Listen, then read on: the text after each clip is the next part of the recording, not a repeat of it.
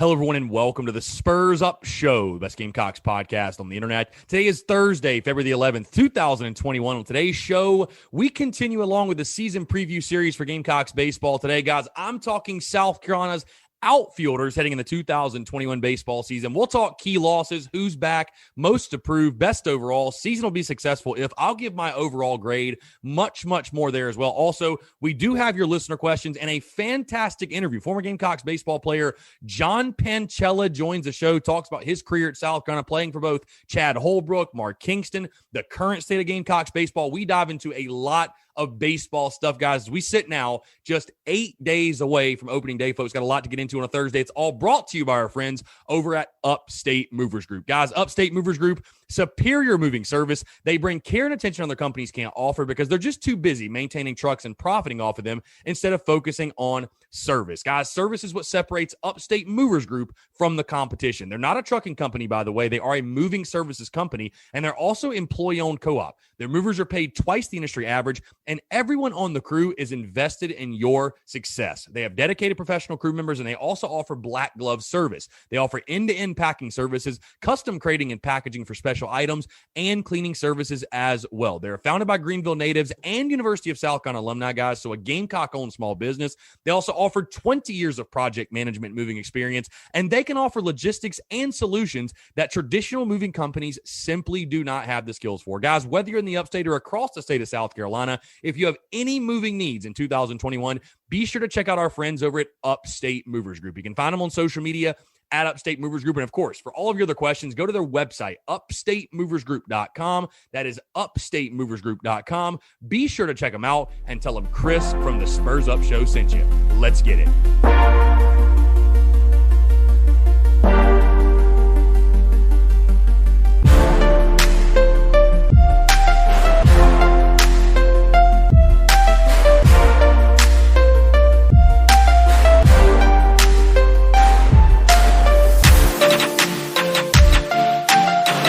Does anybody want breakfast? Guys, let's go. I'm leaving for McDonald's in 5 seconds. Why didn't you start with that? The Breakfast Stampede Meal. It's only at McDonald's, where there's a meal for every morning. Enjoy our value favorites, like a sausage McMuffin with egg, just 2 for $4. And get an any-size McCafe Premium Roast Coffee for just $1. Price and participation may vary. Single item at regular price cannot be combined with combo meal. Ba-da-ba-ba-ba. Start the new year right during the Xfinity Hello 2021 sales event. For a limited time, get Xfinity Internet and mobile together for only $35 a month for 12 months with a 1-year agreement. And mobile with our 1 gig wireless data option. Plus, get $250 back. This sale ends soon, so visit Xfinity.com, call 1-800-XFINITY, or visit an Xfinity store today. Internet offer requires paperless billing and autopay. Ends 1/11/21. Restrictions apply. New performance starter plus internet customers only. Equipment taxes, regulatory recovery, and other fees extra and subject to change. After term regular rates apply.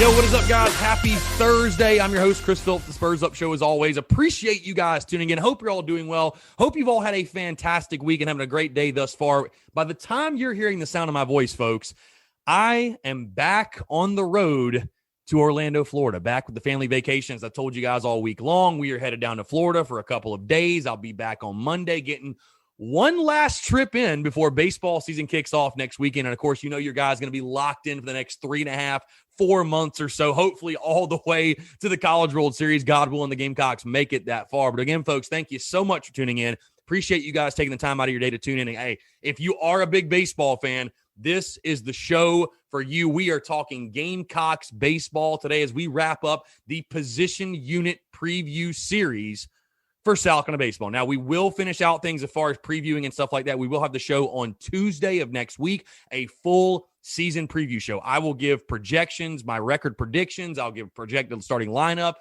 pitching rotation staff, all that good stuff. A full preview show for Gamecocks baseball that'll drop Tuesday. And, of course, opening day now just 8 days away as the Gamecocks open against Dayton on next Friday. But again, guys, Hope you're all doing well. We got a lot to get into here. And again, thank you so much for tuning in, taking the time, whether you're in the office, you're on the commute home, there, whatever it may be. You got the day off. I don't know. Appreciate you guys tuning in. Like I said, a baseball-heavy show as we are wrapping up the position unit preview series. And again, quick reminder before we get going, guys, just an update on the schedule. Like I said, I am currently either on the road there in Orlando, Florida, on vacation the next few days. The podcast will roll on as normal today, tomorrow, and Monday. No Daily Crow today, tomorrow, or Monday, though. So I want to make sure you guys know that. No Daily Crow. That will return Tuesday, but podcast goes on as normal. And again, guys, thank you so much. Thank you from the bottom of my heart for tuning in today. Let's go ahead and dive right into it. We're wrapping up. Hey, we're saving the best for last for Gamecocks baseball as we talk the outfielders going in this 2021 baseball season. You take a look at the outfielders. The thing that's got to excite you is this. You bring back a ton of production from these guys, a ton of veteran experience, guys that have played in big-time SEC baseball games. The one key loss for you with this unit is Noah Campbell, a guy that tons of talent, obviously signed with the Milwaukee Brewers, and a guy that had an up-and-down career in Columbia. You take a look at last year, when the season was called, was hitting .256, a homer, 10 RBIs. He played a lot of left field for you. Last season, you had Brady in center, Eister in right, or those two guys could flip-flop. You had Noah Myers in center as well. But again, you lose Noah Campbell, the one guy you lose. But guys, you take a look at who you bring back. Take a look at the list of guys you bring back. We're talking Brady Allen, Andrew Eister, Noah Myers, Braylon Wimmer, who's been working out in center field all of the scrimmages I've been to. And then you add in these newcomers, Joshua Schuler, Brandon Fields, who was a top 50 prospect, and then David Cromer, who has family ties, and his father played at South Carolina. So you go down the list, though, guys, of guys you return. Brady Allen, your average leader last year, your leading hitter a year ago when the season was called, hitting .327, 3 homers, 8 RBIs. Noah Myers was hitting .324, had 6 ribbies. Andrew Eister was hitting .305, 4 homers, and 12 RBIs. Guys, that's your second and third leading guys in home runs, and your top 3 average guys all return as impact players in the outfield. And we've talked about Braylon Wimmer a lot, what he can do. I think the type of impact that he can have, but you return a lot of great experience in this outfield for sure. Breaking down these guys, again, I'm excited about the Gamecocks outfield. I think you have plenty of options. When I take a look at most to prove, I went back and forth on this because I've already mentioned Braylon Wimmer at another position, and I'm going to get more into Braylon Wimmer as we go. But that's not who I'm going with most to prove. I think Allen, Eister, I think those are proven commodities on the corners. And again, I think Wimmer can be a really solid option for you in center. I think Noah Myers, yes, he struggled in the fall from what I've heard. He's been up and down through scrimmages, but he's a speed guy. Again, can hit 250 with his legs. I mean, he puts the ball in play, he's going to hit 250 for you. But when I take a look at the most to prove, I look at one of the youngsters, one of the new guys, and a guy that came in as a top prospect, again, top 50 prospect in the entire country, and probably a guy that we may not have seen at South Carolina had it been a normal year in 2020. If it had been a normal draft, he might have gone. That's how good of a player this guy is. So I take a look at, again, Brandon Fields, the true freshman. And I look at Fields because of this. I've been able to watch this kid a couple of times. Again, has all of the talent in the world. Has more talent you could ask for. A freakish athlete. Nobody will question that. The upside is there. The talent is there. And this was a dude, I was talking to different people about. They were thinking he'd be the opening day center fielder, or that he at least had that potential and that opportunity to do so. The biggest thing with Fields is this. You watch his game, and it's the day in, day out consistency, right? And that's a big thing, obviously, in baseball. You guys tuning in, surely there's a lot of guys on your roster that can go out there and do it once, do it twice. But can you show up day in, day out and be the same guy and be a guy that the coaching staff, most importantly, can depend on? I'm not sure Brandon Fields has gotten to that level yet. And listen, it's understandable. Guy's a true freshman, adjusting to the SEC. As good a prospect as you may be, that jump to SEC ball, that's a real thing. That's something we've talked about with multiple guys on the show, just that jump to SEC baseball. Again, a freakish athlete. When Brandon Fields is on the base pass, it's game over. It's an automatic double, basically automatic triple. I've seen this dude swipe bags left and right in the scrimmages, in the inner squads. Unbelievable athlete. The biggest thing I think Brandon Fields has to fix is this. And by the way, great fielder, tons of range. That speed assists him, maybe even more so defensively. But from what I've seen from Brandon Fields, way too much swing and miss in the game right now. And again, he has days where he looks like, man, that's your starting center fielder right there. And then there's other days where you feel like, and Mark Kingston noted this, by the way, but there's other days where you look at him and you go, he's not ready. He's not ready. This level looks, he's not caught up yet. So again, is he going to be your opening day center fielder? I don't think so. I think Brandon Fields still has a way to go, but he has the most to prove to me because, again, you need depth there. That fourth outfielder, fifth outfielder, that's extremely valuable for a baseball team. And who knows? I mean, honestly, if Brandon Fields can figure it out and play up to his potential, I think he's a guy that could take a starting spot in the outfield.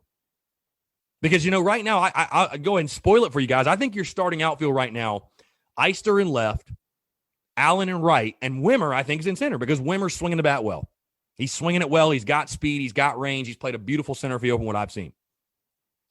Brandon Fields and Noah Myers are two guys that could be huge pieces of the team. You got to hit, though. Both of them, I think, have the same issue right now. They're not hitting enough. But again, Brandon Fields is a guy, the tools are there. You watch him. I mean, this guy was a 3-star running back in high school, guys. This dude is a physical specimen. There's a reason so many scouts loved him. There's a reason South Carolina wanted him so bad. This dude is a specimen. He has all the tools. Now it's about adjusting to this SEC level and putting it all together. So again, my most approved for me is Brandon Fields, the true freshman. You take a look at best overall. And again, this was one I kind of went back and forth on because it's between two guys, Brady Allen and Andrew Eister. These are both your leaders in the outfield, playing both the corners, have been there for a while. Like I said, they've played a lot of really, really high-quality SEC innings for you. And Eister's a guy, listen, I think he could push for the home run crown on this team. Again, had 4 through 16 games. 4 home runs, 12 RBIs. Was slugging .593. Did have 15 Ks, same as Wes Clark. But, a really, really nice piece. A really nice piece. Got a great stick. Probably going to be your 5-hole hitter. And was hitting .305. But I will say this, guys, when I look at the whole package, I'm talking all the tools, fielding, throwing, not just power, but an all-around hitter and an all-around baseball player. To me, the guy that sticks out the best overall is Brady Allen.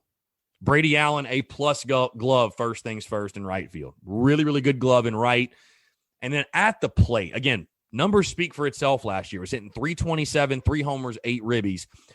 But more so is this, guys. Had 49 ABs, only struck out 6 times. I mean, this guy is almost a guaranteed 3-2 count every time he steps in the box.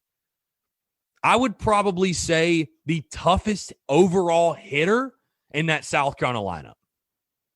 I really believe so. And I think there's a reason. I've got Brady Allen hitting the 2-hole starting out the season. I think he's going to be a 2-hole guy. And I think he could be a leadoff guy. Just because he is a dude at the top of that lineup that makes pitchers work. Like, he's not going to beat himself up there. He's not going to beat himself. He's going to make you throw. You're going to have to throw the perfect pitch to get him out. He's going to battle you. And he's going to swing at his pitch. He's going to wait for you to make a mistake and take advantage. Brady Allen, extremely, definitely without a question, the most disciplined hitter in the Gamecocks lineup.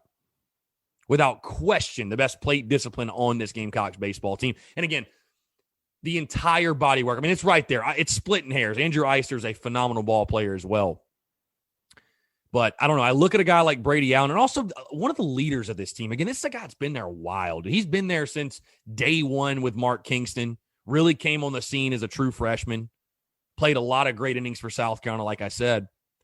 But a really well-rounded baseball player. And a guy I look at is like truly a dirtbag. This is a dude that gets after. He plays the game the right way. And he's just a nightmare. When I played ball, you hated facing guys like Brady Allen. Just that pest that just won't go away. Just will not go away. He's going to make you work. He's going to make you beat him. He will give you nothing. And again, that's what makes Brady Allen, to me, especially in the box, so successful. Again, I think the glove speaks for itself. This is a guy, Has great range out there in right, and's got a pretty good arm for a right fielder. But at the plate, what he provides in the lineup, and I think the leadership as well, and a guy that sets the tone at the top of that lineup, I love Brady Allen's game. Absolutely love Brady Allen's game, and I think he is set up for a massive season in 2021. By the way, has been smoking the baseball in the scrimmages, been smoking the baseball. Everything he hits, it feels like, is hard. I mean, everything. So, best overall for me, no question, Brady Allen. Really excited to see what he does in this 2021 season. Let's get into season will be successful if. And this one, guys, I'm going away from Brady Allen, Brandon Fields, Andrew Eister. I mentioned him a little bit earlier in the show, and I've talked about him on a couple of different position unit previews, but this is the one where I think he lands. Because the real question is this. We know for a fact the corners are set, Eister and Allen. That's a given. Who is the starting center fielder? Is it Noah Myers? Is it Brandon Fields? Is it Braylon Wimmer? Is it somebody else? Braylon Wimmer's a guy who's been working out there a lot, and they really like him in center. And again, if I had to predict right now, which I'll predict next week, I think he is your starting center fielder going into the 2021 season, into opening day, if you will. So for me, the season will be successful if Braylon Wimmer assumes the starting center field role. If he can capture that, again, he's going to get the opportunity early in the season. If he can capture that and you give yourself a solid left, center, right, starting three, week in, week out, you're going to be in a really good position. You're going to be in a really good spot.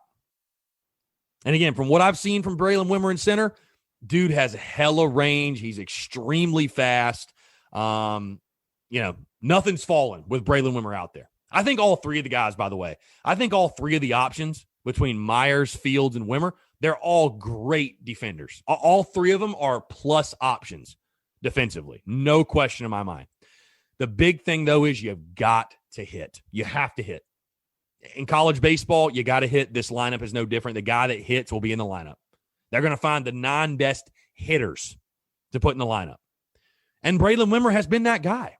Through what I've seen, again, in the scrimmages, the inter-squad, the thing I love about Wimmer is this, too, guys. You watch this dude again. He's 6'4". He's so long.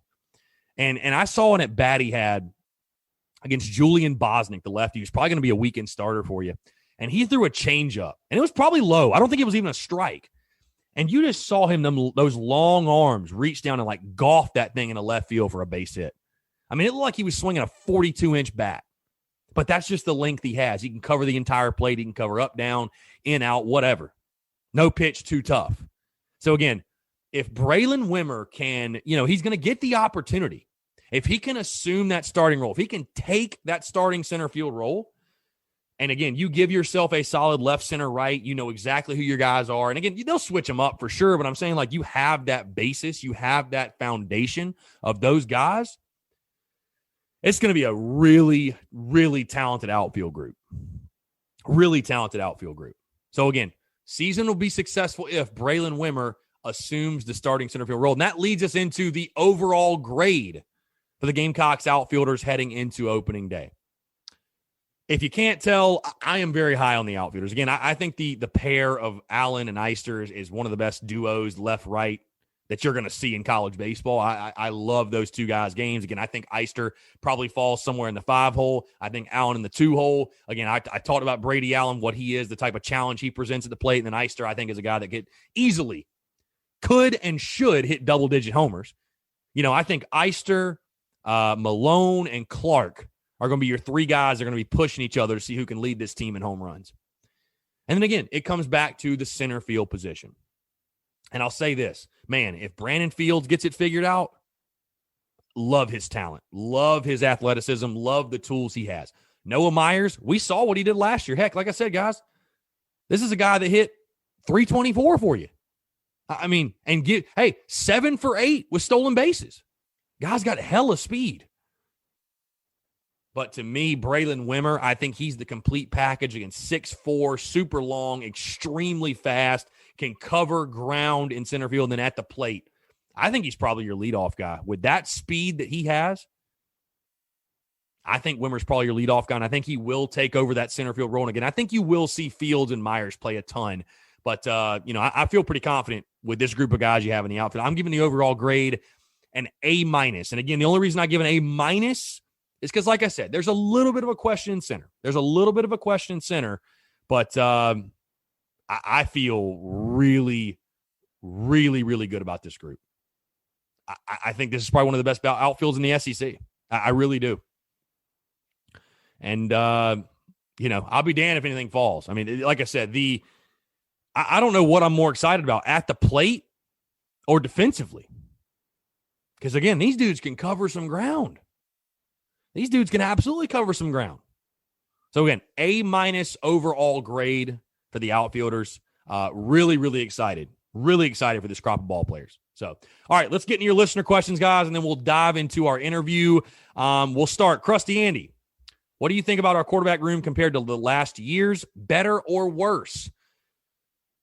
I would say about the same. It's tough to say that yet because we don't know what Jason Brown's going to be. We don't know what type of impact Colton Gauthier will have early. It's tough to say. And I thought the quarterback room with Ryan Helinski and Luke Doty and even Colin Hill, I thought was very deep, very good. I'd say even. Until you find out what Jason Brown can give you. Good question, though. Really good question. Jack Phillips 30. Will Ortre be a standout? Man, Ortre's got to be healthy. That's the biggest thing. Could he be? Sure. But he's got to be healthy, man. I'm very hesitant to project or predict anything for Ortre Smith until he shows he can get healthy and play. I mean, I feel for the kid for sure because I think he's had stuff like almost genetic stuff in like his knees or whatever, but he's got to get healthy. That's the biggest thing. I would say this to fans, and maybe you won't like this answer, but I would say don't put any expectations on Ortre Smith until he shows he can be healthy and contribute. I just, I see fans, getting their expectations and hopes all high that, oh my God, Ortre Smith's going to be a baller, this, that. I mean, guys, yeah, he had some nice moments in 2018 or what was it, 17? Yeah, 2017, guys. He had nice moments in 2017. The dude hadn't played in 3 years. Why do we think that was 17, correct?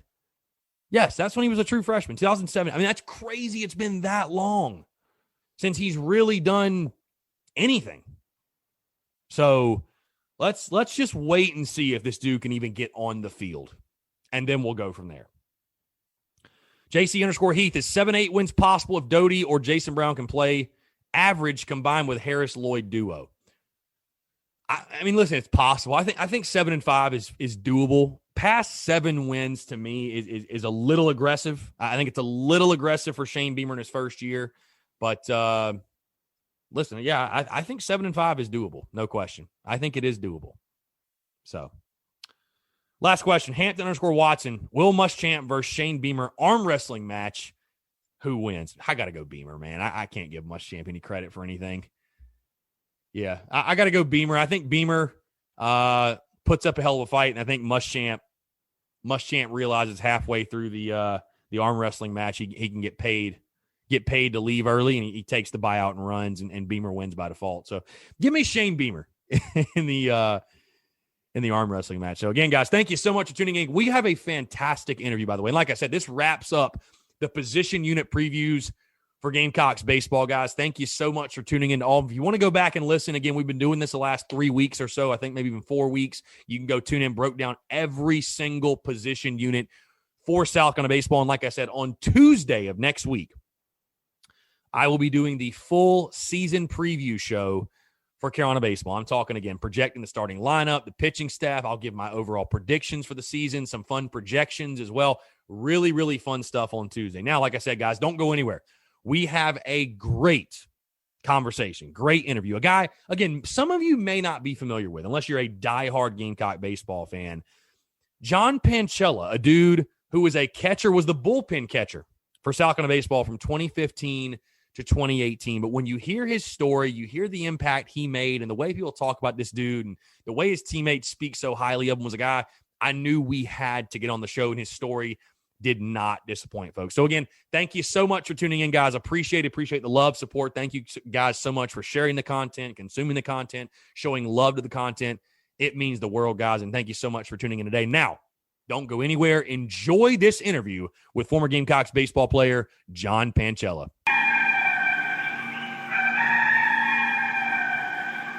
All right, joining us in the Spurs Up Show is a man that played for Gamecocks baseball from 2015 to 2018. During his time at South Carolina, he was a bullpen catcher, played for both Chad Holbrook and Mark Kingston.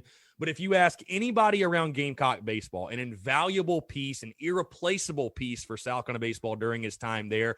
Also a former assistant baseball coach at Middle Tennessee State. Very pleased to be joined by former Gamecocks baseball player John Panchella. John, appreciate you taking the time in. It is a pleasure to have you on, my friend. Glad we're able to do this.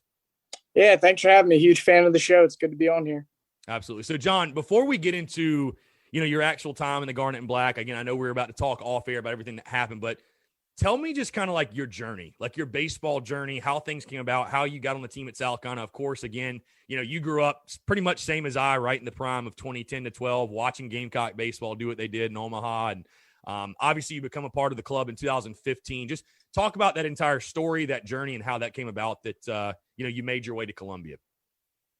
Yeah, it's pretty funny the kind of way it came all about. I'm from New Jersey, right outside of Philadelphia, and it actually all started with my brother. My brother was a graduate assistant for the football team during the glory years. So I remember going to the Alabama game when they were number one in the country, being at Williams-Brice, and I think I was a sophomore in high school at the time. So that was really my first taste of Columbia, and kind of fell in love with it. Was a pretty good baseball player, but by no means was an SEC guy. I was pretty realistic about that.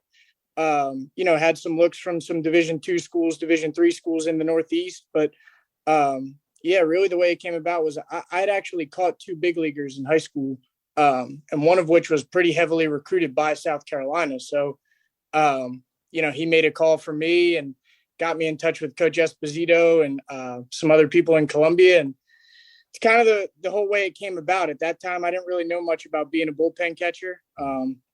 But it was an opportunity to be at South Carolina, be a part of a special program. And I didn't know what to expect, but I know it was, some of the best years of my life, and an awesome experience.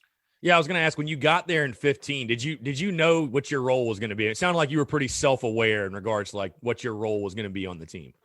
For sure. Devin had gotten me in touch with some people in Columbia. The first person I talked to was Director of Baseball Operations, Tyson Lusk, and very honest with me from the start. I was a left-handed hitting catcher, a little bit undersized. By no means was I really the SEC prototype.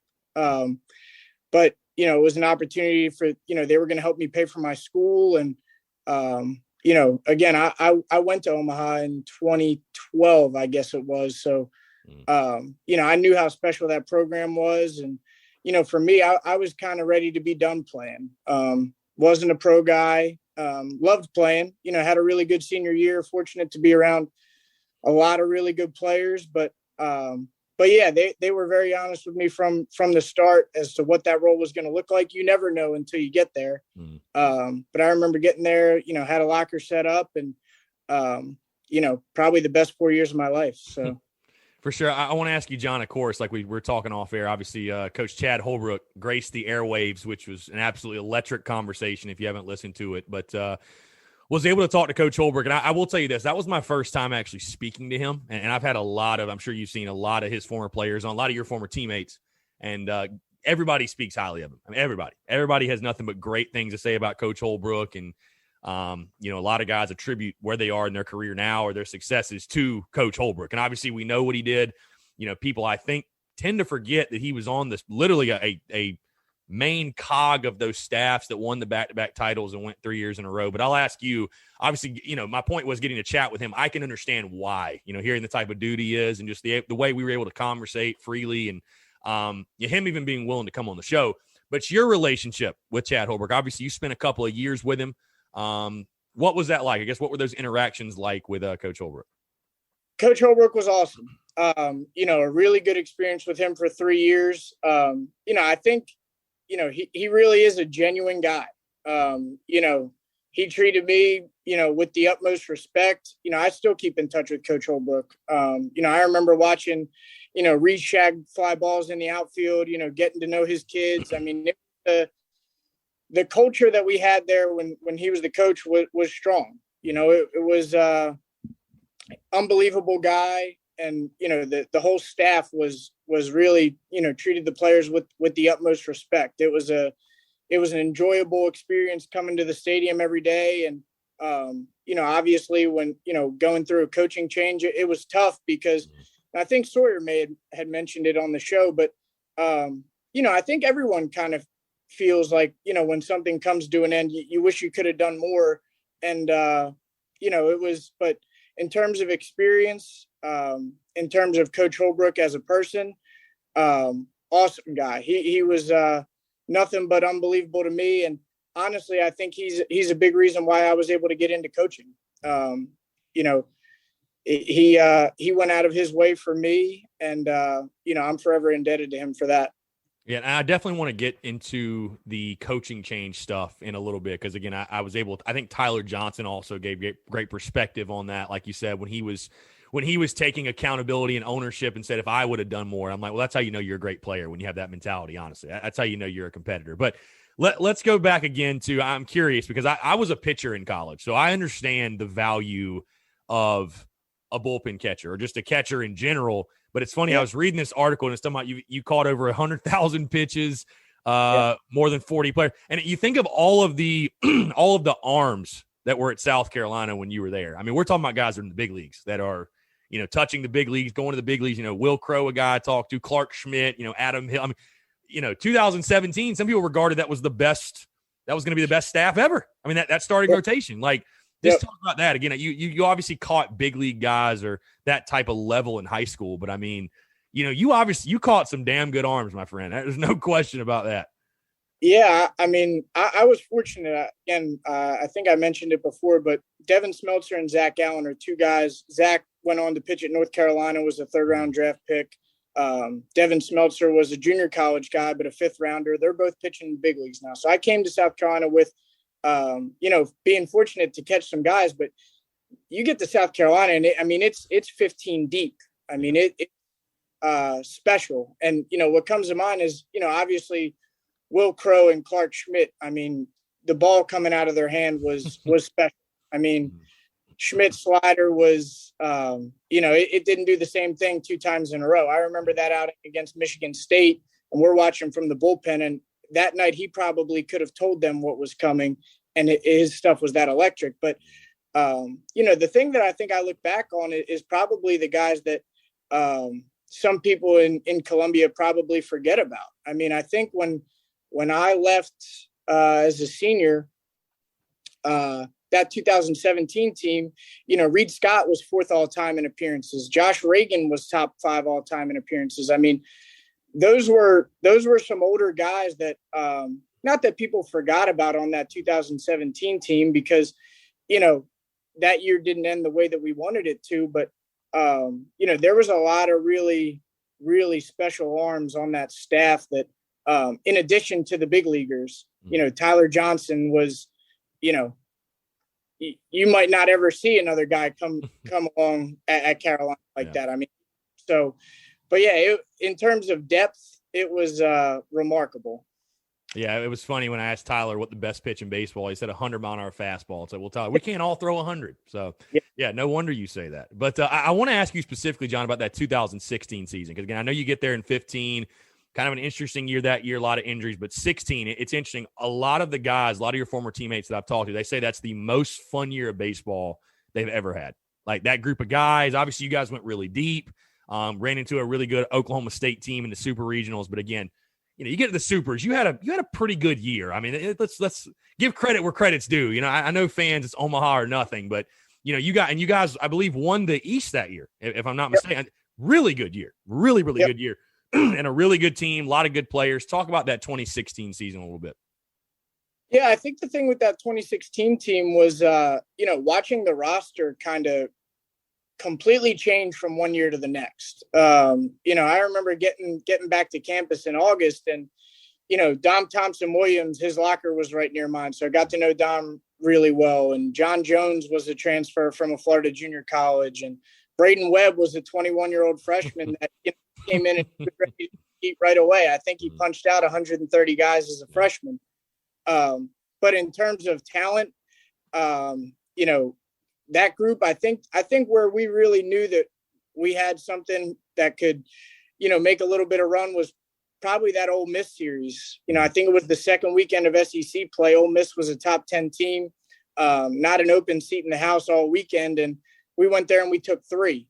I think we kind of got back on the bus and realized, man, we might be able to make a little bit of a run. And, I will say this, that the feeling in the locker room going into that super regional against Oklahoma State, we felt really good.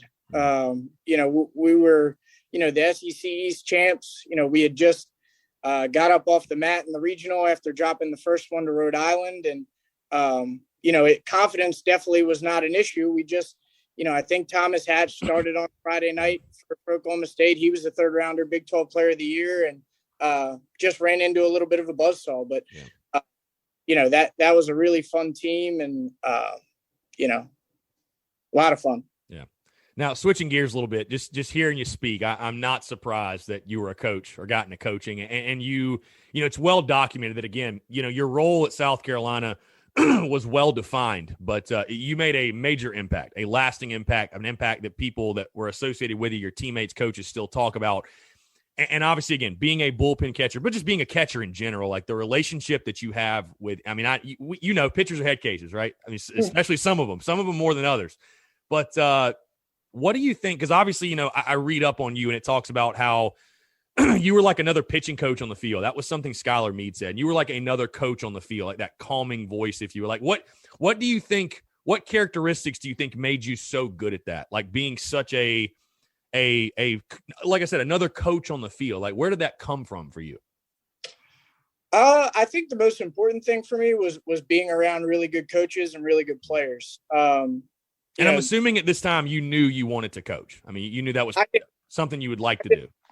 Probably halfway through my time at South Carolina was really where I thought, maybe this is what I want to do with my career. Right. I had a really good relationship with Coach Jerry Myers, who had 2 different stints at South Carolina, was the head coach at Old Dominion in between. And he's someone I still look up to, still pick his brain for advice. And he's a big reason why I got into coaching. We transitioned from Coach Myers to Coach Meade and have a great relationship with Coach Meade too. So in terms of characteristics, I would say, I'm just fortunate that I got to experience, 2 different coaching staffs, different ways of doing things, and all had a really good impact on my life and my, early coaching career. But the players too. I mean, I think the biggest thing that stuck out to me in 4 years at South Carolina, and the coaches were phenomenal, but the guys who took initiative of their career were the guys who had, uncapped success. Johnson and Schmidt are 2 guys that I look at in terms of that. Those are 2 guys that came in as freshmen, pitched a little bit. But, they took the bull by the horns in terms of their careers. And I think for me, seeing that as a bullpen catcher, it helped me as a coach. You just want to put guys in position to be successful and kind of let them take over a little bit. For sure. Now, John, I want to jump ahead again, switching gears. That 2017 season, like you said, didn't go the way you guys wanted. And it's crazy because I remember that season vividly. You guys came in that year, preseason top 5 in the country. Again, people were saying this is the best pitching staff of all time at South Carolina, best starting rotation. I mean, and you think back, there's some validity. I mean, Schmidt, Crow, Hill. I mean, that's as deep as you're going to get Friday, Saturday, Sunday. Most, even the best college baseball teams, I tell fans, a lot of them come in and Sunday's kind of unsure. You really don't know who your true Sunday guy. Like, that wasn't an issue with that team. Like, you knew who all 3 of your guys were. And again, we see what they're doing now. But injuries, bad luck, ball didn't bounce your way. Again, I've talked to a lot of your former teammates, and they've all talked about it. And obviously what happened with the season, the expectations at South Carolina are. We talked to Chad Holbrook about that. And the change was made to, hire Mark Kingston. Just again, I know that had to be tough for you and tough for the team as well. Because again, this is a guy you guys had all built a bond with, and it's nothing against Coach Kingston or any of the new staff, because I think they've done a great job. And I know we're all really looking forward to Carolina baseball this year for sure. But just talk about the difficulties and the struggle and how tough that was when you got the news that Coach Holbrook wouldn't be coming back. Yeah, I can say that 2017 season was probably the toughest year of any season of baseball I've had in my life.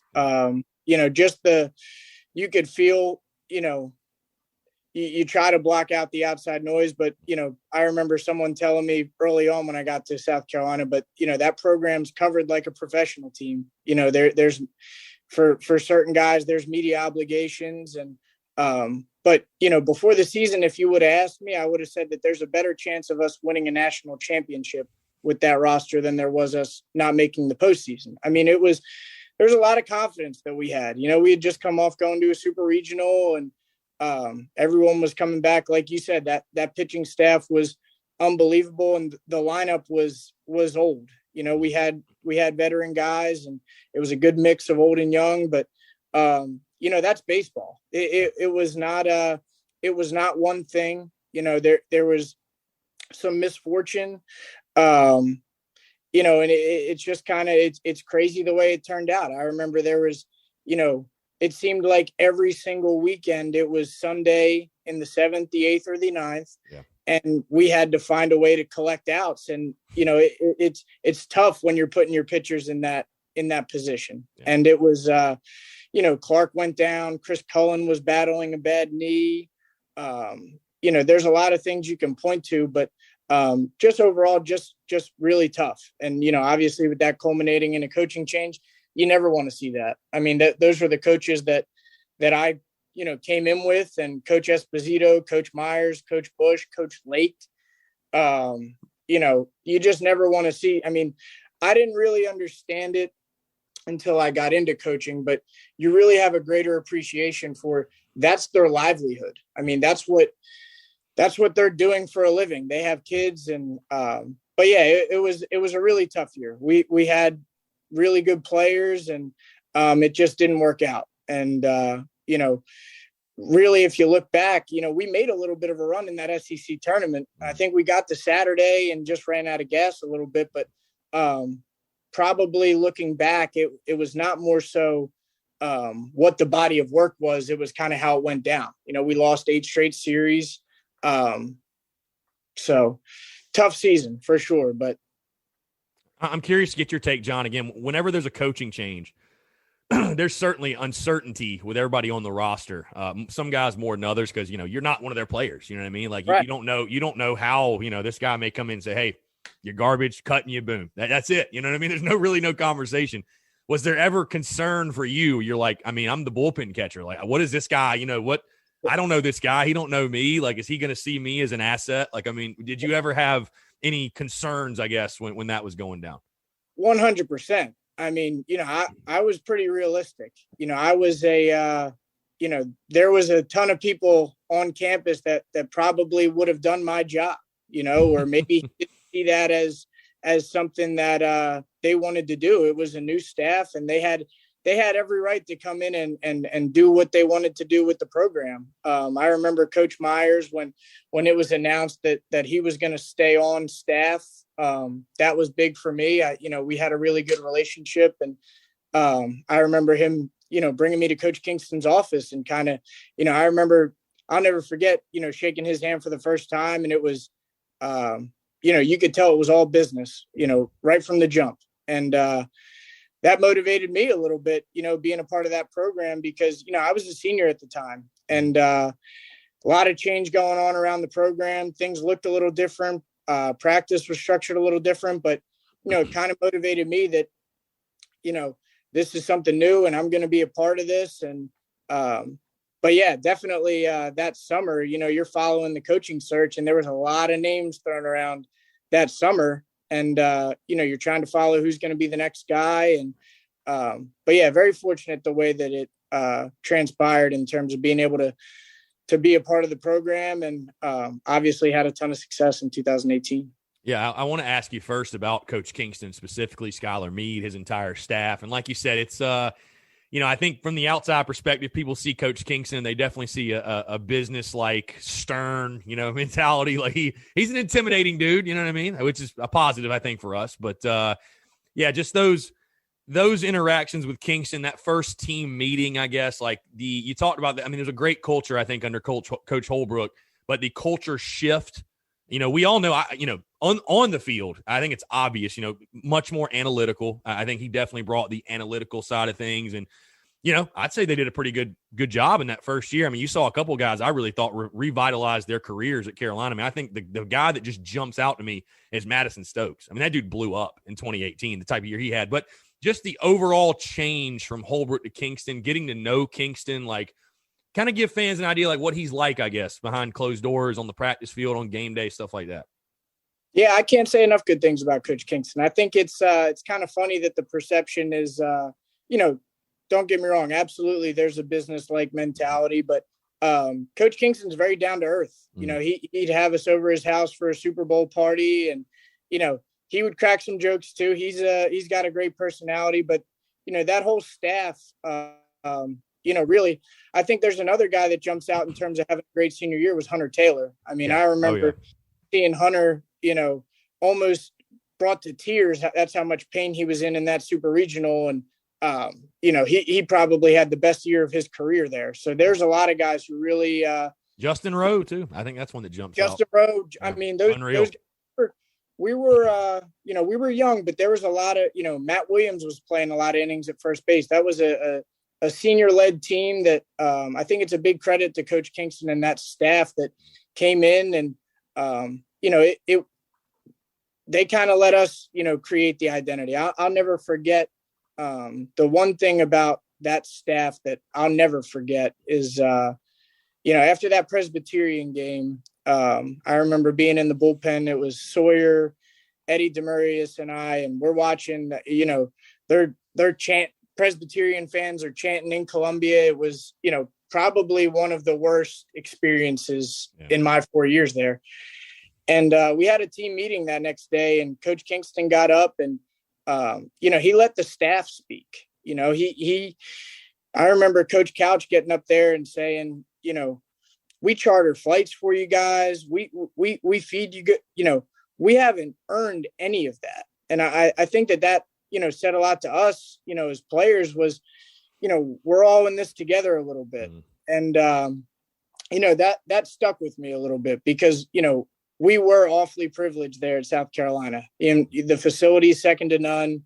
We were chartering flights, staying in the nicest hotels, but sometimes you got to take a step back a little bit and realize, what the opportunity is that you have. And I think that from that point on, whether it was Madison Stokes or LT Tolbert or Hunter Taylor, any of those guys, Hopkins was a leader on that team as a junior, but, I think it opened our eyes a little bit. And I think that's a huge credit to Coach Kingston and that whole staff, Coach Current, Coach Meade.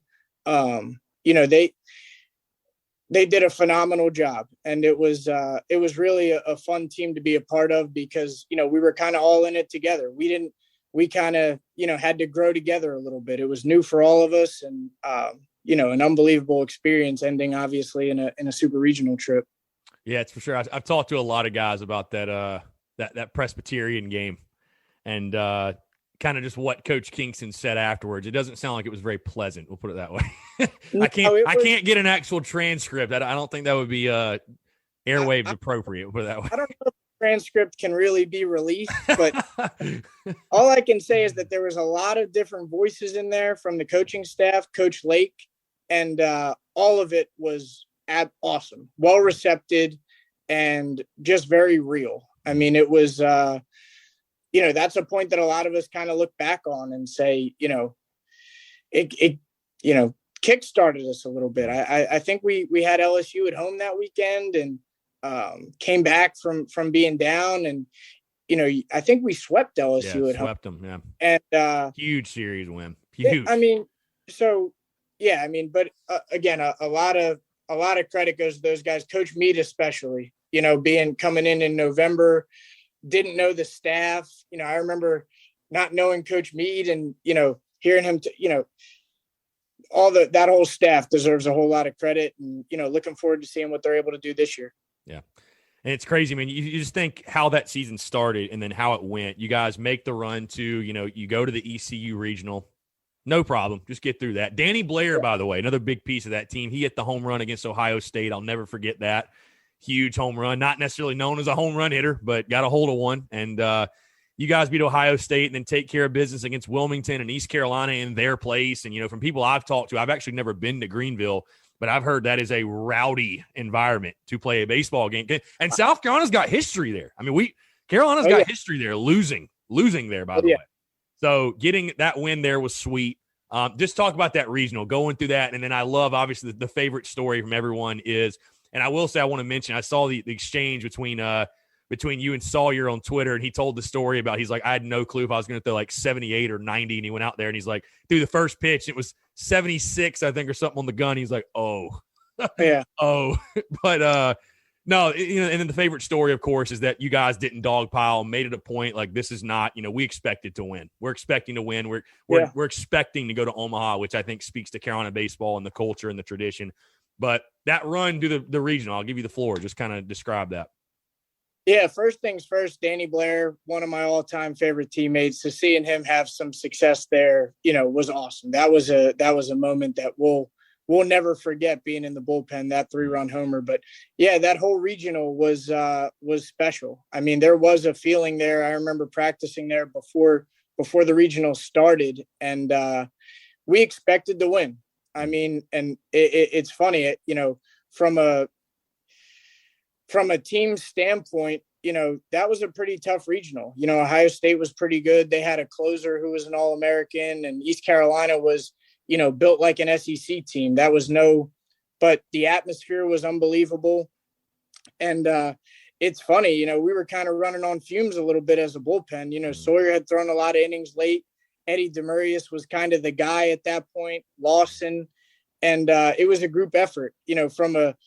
From my standpoint, it was kind of funny because that was the first time when really you had to, I remember Sawyer's warming up and I'm like, he might have it today, but you gotta let him know, hey, you're going to be all right. Go in there and do your job. And Lawson was the same way. I mean, it felt like every outing he had was, 1-run outing or, right, close games that he was coming into. But yeah, an awesome experience, that regional. The Ohio State game, coming back from down 2-0. And, we were fortunate to break that open a little bit, but yeah, it was a really cool experience. And, I can definitely agree with the fact that I think it was LT who kind of took the reins on that in terms of the no dog pile, but just a really good weekend. And I think the one that kind of goes under the radar a little bit is Cody Morris's performance against East Carolina. I mean, that was as sharp as I had seen him. And I mean, that down the stretch, he was just about lights out. I mean, so a lot of guys deserve a lot of credit for that weekend, but it was definitely a good experience. Now, we talked about the daunting environment that is Greenville, but you guys, it was topped in the Supers at Baum, at Arkansas, an incredible, and you guys had gone there previously in the season and gave them a hell of a series. I think lost 2 out of 3, but 3 really close games, 3 really, really close games. But go there for the Supers, again, take them to a game 3, and that's a team, I think you'd probably agree, they probably should have won the national title if not for a kind of a mess up on a pop-up or whatever. Whatever. I know that still haunts them to this day, but a truly national title caliber team. You guys take them to game 3, maybe ran out of arms a little bit. I mean, you had to throw a freshman, Carmen Majinski, out there, and I mean, it's just, what can you do? But anyway, they're a really good team. But just talk about that super regional again. That crowd was insane. I mean, we all remember seeing them on TV, and I've heard stories of what the fans were yelling. And again, being in that truly that super regional environment, when people talk about that, that lived up to the billing. And again, you guys, you had nothing to hang your head about because taking them, like you said, to 3 games, Omaha's the expectation. But I mean, after the way the season started, especially, I'm sure you guys had a lot of perspective of just how special that run in 2018 was. Yeah, I mean, between going to Greenville for the regional and then Fayetteville for the super, when you talk about electric atmospheres, I mean, those were the 2. I mean, some of the stuff, and they were great. They were great fans. I mean, they weren't always weren't always all that nice to you warming up, but unbelievable fans, very respectful, just love their team. But yeah, I mean, it was an unbelievable atmosphere. And, that Arkansas series, I remember when we went there earlier in the year, we played them. We had beaten them on Friday night. Great game. Jonah Bride made an absolutely unbelievable play coming in on a ball at third to win us that. I think it was 3-2. And then a little bit of, an unfortunate thing. We had to play them. It was like 38 degrees, freezing cold, windy, and we played them in 2-7s, and I don't think we scored a run. I mean, it was tough.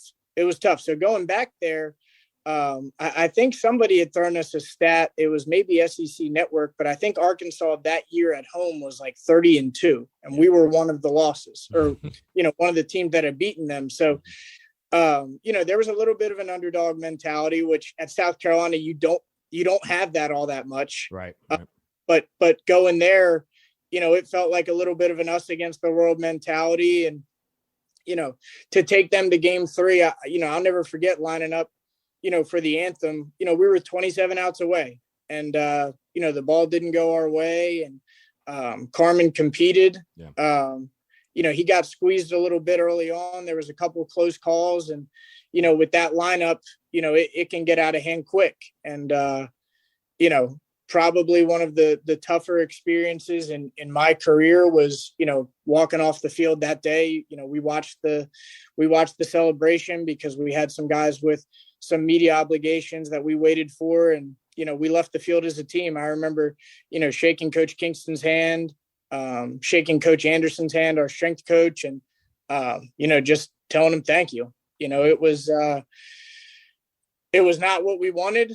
We wanted to go to Omaha. We wanted to have a chance to win a national championship, but it was a heck of a run. And, just felt like that team ran out of gas a little bit. It was, but we got the most out of that team. That's for sure. But, crazy atmosphere and awesome experience. Yeah. And like you said, tip the cap to Arkansas. That was a loaded ball club. Again, no shame at all in the, again, going to 3 games. And then I remember specifically when it went to game 3, they threw up the stat, like you said, South Carolina was the only team that season to beat Arkansas twice at their place. The only team. So that tells you a little bit, like you said, how good they were at home. So I want to jump into, John, obviously you were an assistant baseball coach at Middle Tennessee State for a little bit. I just give you the floor, kind of talk about your coaching experience. Because again, you talked about that was something the second half of your career in Columbia you thought maybe you'd like to do, you'd be good at. You obviously go and coach there. Just talk about that experience, what you learned from it, what you take away from your time there. Yeah, again, it's another one. It's kind of funny the way it worked out. The plan was for me as a senior, I was going to go to grad school in Columbia. I was going to stay on as a graduate assistant. They had just passed a rule in the SEC where, you could stay on, take some classes. There were some restrictions with what you could do coaching wise in terms of recruiting, but, essentially you could stay on staff. And, again, I give Coach Kingston, forever appreciative to him for giving me that opportunity. He said, John, we want to keep you here, so it starts with saying thank you to him for giving me an opportunity to stay on staff. And those guys were nothing but good to me and gave me an opportunity to get into coaching. As that year went on, I remember I got a phone call. Our assistant coach, Coach Lake, was good friends with Coach Jim Tillman, who also spent some time in Columbia. So it's kind of funny how it comes full circle. And Coach Tillman had called and said, hey, nothing certain. I'm looking for a third assistant. Would you want to come on staff? And at that time it was, a little bit of a better opportunity for me to accelerate my career, get out of Columbia a little bit, learn a different, go to the Conference USA. And, that went on throughout the summer. I remember calling Coach Kingston and he was nothing but supportive. John, you gotta take an opportunity. It was a little bit of a step up in terms of responsibilities there. I was going to be in charge of, on-campus recruiting and all those types of things. So, but yeah, give a whole lot of credit for Coach Tillman, who's essentially a legend in Columbia. Yeah. You know, every time I go, people want to hear Jim Toman's stories working for the guy, but he took a chance on me as a 22-year-old that I'll never forget. And, you know, had 2 unbelievable years there and, you know, got out of coaching last season and now back in the Northeast doing something else. But Coach Toman and that whole staff that I worked with there was an awesome experience. I coached the catchers. I helped with the pitchers. And, you know, learning from Coach Toman was an unbelievable experience. Do you see your future holding any more coaching? You think coaching's still part of your plan or your journey, or like what do you think? I think it's a tough question right now. You know, I never want to close that door. You know, when you're out of the game a little bit, you have to be realistic in that, you know, the longer that you're out, the tougher it is to get back in. Yeah. I was extremely fortunate as a 22-year-old to be a Division I assistant. Never took that for granted. You know, had an awesome opportunity. You know, eat, sleep, and, you know, breathed it for 2 years. I mean, it was 90-hour weeks and loved every minute of it, was just ready to do something else. But to answer your question, you never know. Right now I'm at peace with it. You know, enjoying being a little bit of a fan. I still keep up with recruiting, watching who guys are signing and things like that. But you never know. I think that I think it's always important to kind of see what your opportunities are and things like that. I still keep in touch with my former boss. I talk to him, you know, 2 or 3 times a week. The coaches that I worked with, have a great relationship with them, and even Coach Kingston. But yeah, definitely at peace with it now. Enjoying, you know, having a little time away from the game. You know, spent a lot of time doing it, and seeing the coaching side was a good experience.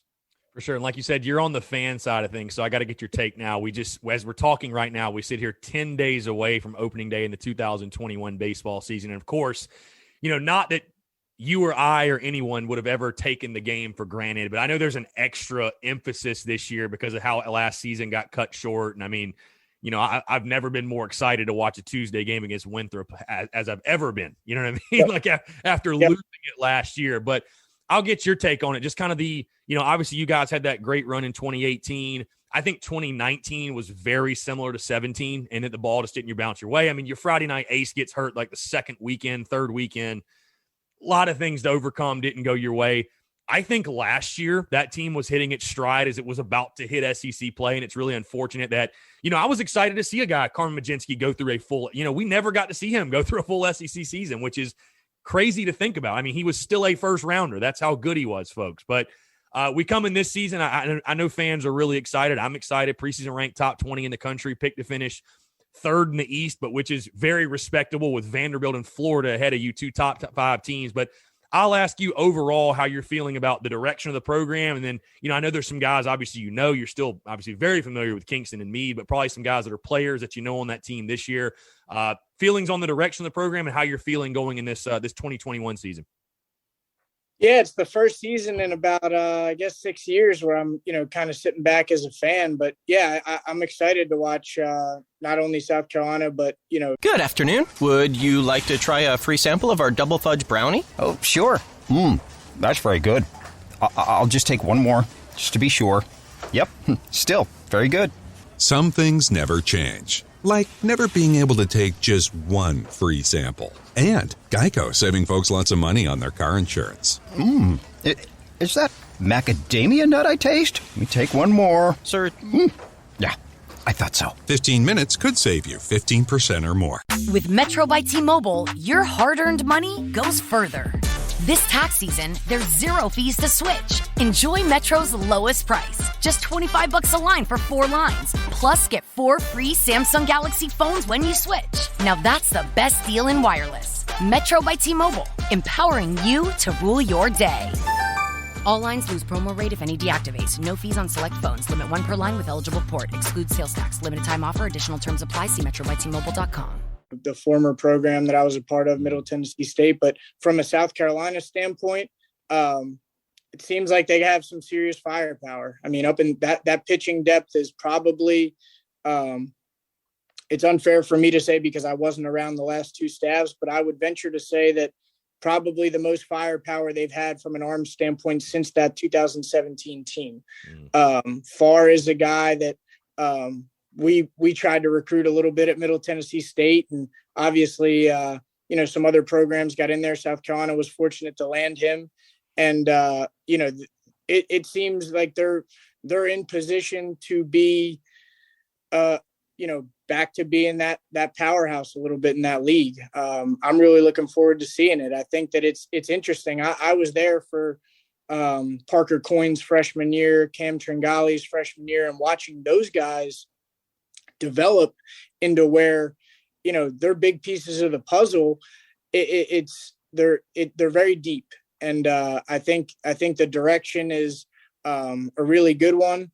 I think that I'm really excited for Coach Kingston and his staff. And, I think it should be a really exciting year. I saw that Texas series. I put myself in the shoes of being a player in the locker room, and I can't even imagine the excitement of getting to go to Austin. I mean, we all the time would talk about, the road trips were some of the most fun you had, and I think that the scheduling, they've done a phenomenal job. And I think that they should be really excited about, watching the team that they put together come full circle, and, still familiar with a lot of those guys, not just as a fan, but from being there and coaching a little bit, you're familiar with some of the guys that they were recruiting, and can't say enough good things about the job that staff has done in terms of putting that team together. Yeah, you mentioned that Texas matchup. I'm the same way as you. I'm so fired up for that. I mean, two teams haven't played since 2002 in the College World Series final, and it's a matchup that gives you a little bit of everything with, two teams that are ranked, the College World Series history, early season matchup. We're gonna know a lot about South Carolina baseball after the first month, because you think of series against teams like Clemson, Mercer, Texas, Vanderbilt, Florida, but that's why you play at South Carolina. You want to play in games like that. You want to play in meaningful baseball games, and I know we're all excited for it. John, you've been gracious with your time, man. Before I get you out here, last thing really quickly, kind of on a lighthearted note, when you look back on your career at South Carolina, obviously you being a bullpen catcher, man, you got stories on stories. I mean, you're kind of like a barber. You know these guys probably a lot better than even the normal teammate. Like, they're probably venting to you about some off the wall stuff, and you're like, bro, we're just trying to throw a bullpen here. Like, let's relax. I'm not asking you to go into those details, but just any funny stories, any memorable moments that stick out from your time in Columbia. I will say on the front end, I think I'm sworn to secrecy on some of the conversations that went down in the bullpen locker room. You definitely you wear a bunch of different hats in that role. But yeah, I mean, the things that I probably remember the most are just, the bus rides, or, being in the locker room before a game. Some of my best memories in my 4 years there were probably that time after BP, going back up into the locker room where, you're kicking it for 45 minutes. And, so many stories that I probably not enough time for it. It's fun kind of opening up the yearbook again and taking a trip down memory lane. But, a lot of really good characters in that locker room. I think that was probably one of the most enjoyable things about being at South Carolina is you have guys from all over the country. You have guys from different backgrounds and just coming together as one. And, especially from a bullpen standpoint, I mean, you spend between Coach Myers and Coach Meade, we would get sent down there in the first inning. We didn't really have that much. But yeah, it was a ton of fun and a lot of stories that maybe some of them probably for off air. For sure. John, appreciate it, man. This was a lot of fun. Seriously, appreciate you taking the time. And I know I can say again, thank you for what you did for Gamecock baseball. Obviously, again, it does not go under the radar, if you will. Your impact, again, like I said, for me being a former pitcher, just knowing that type of relationship you have with your catchers and what you go through on a daily basis, far beyond game day, far beyond even practice. So appreciate what you did. And like I said, best of luck in your future endeavors. I know you'll be watching along with us all for this season for Gamecock baseball, and obviously best of luck to Middle Tennessee State. And is Coach Tolman still there or no? Is he still there? Coach Tolman's still there. Good. Okay. There. Unbelievable guy. He's a TV personality for sure. Yeah. But yeah, thank you for having me. I really enjoyed it, and wish you the best of luck in everything. Yeah, for sure, John. Appreciate you. He's John Panchella. I'm Chris Phillips. We appreciate you guys tuning in, and we'll catch you next time on the episode of the Spurs Up Show.